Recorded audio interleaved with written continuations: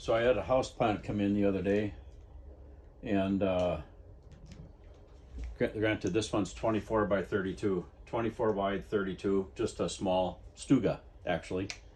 And I said, well, why don't you, instead of doing roof trusses and building the traditional way, why don't you use the TSUPS system and then do a girder truss? So if do a girder truss running right here, two of them right here, and two of them right here. I said, then what you can do is, which I'll flip this over and I'll show you what that looks like. But I said, then what you can do is, you can, because that's a girder truss, you build this wall up to mimic that truss. So you build this up so you don't get rid of the truss. You build that wall. The wall is shaped just like your gable end. And then what you do is you take your truss. So what I did a scissor truss. I did your top chord bearing at, let's just say this is a 6/12, and the inside then I think can be a 4/12 pitch, 12 I can write.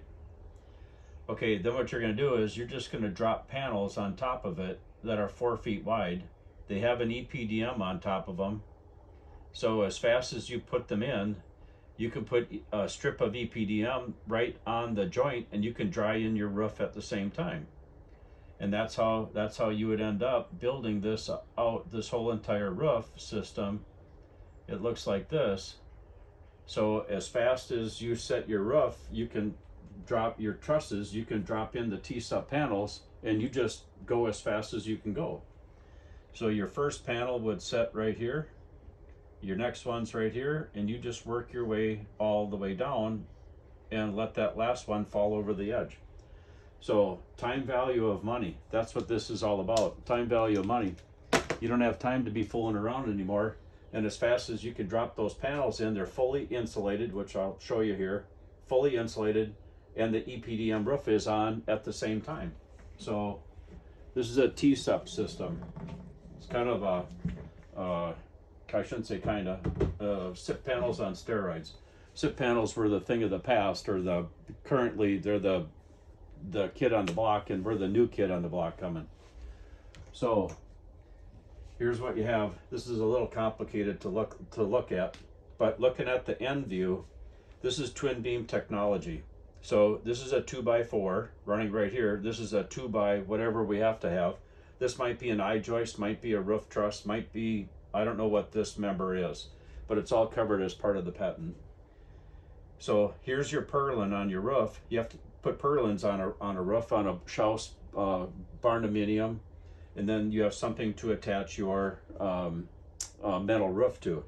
So this is pretty standard. This is your truss running right here, typical. So this is literally a purlin on a pole barn. We just happened to do twin beam technology and buried this into a panel. And so we have 1.5 inches of foam outboard. So this is an R10 automatically at a minimum. And then whatever you want to have in the cavity, it just comes pre-insulated for you. So as fast as you drop in those roof panels, it's already pre-insulated. The sheathing is already on it, and the EPDM roof is already on. And as fast as you go, you can go.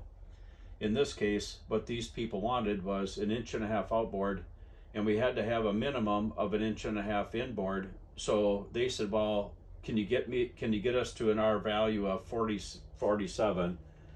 And I said, sure, that's just 7 inches of foam, 2 lifts of foam, and you're there. That's the beauty of having a heated table. So how does this go together? Well, this is a truss right here. This is one girder truss. This is your other girder truss. You take 2 of them and you sandwich them together.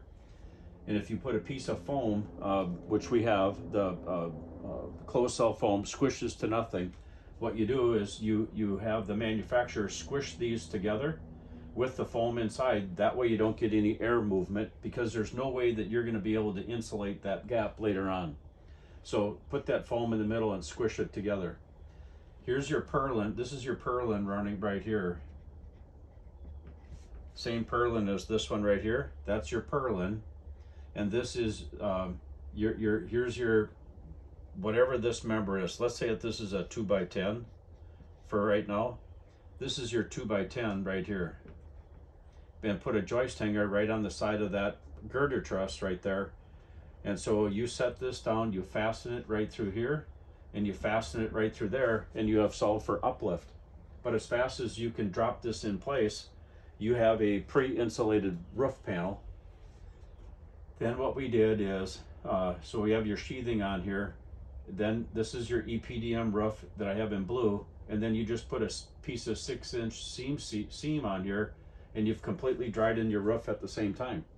This is what most people have asked for today if they want an insulated roof. Just, can you ship it out pre-insulated, all done, all we have, just keep on going? The answer is yes. And then if they're doing a metal roof or clay tile or shakes, what they're doing is they want the passive cooling of this because they want to cool off this roof, especially if it's metal. They're putting drain strips on here.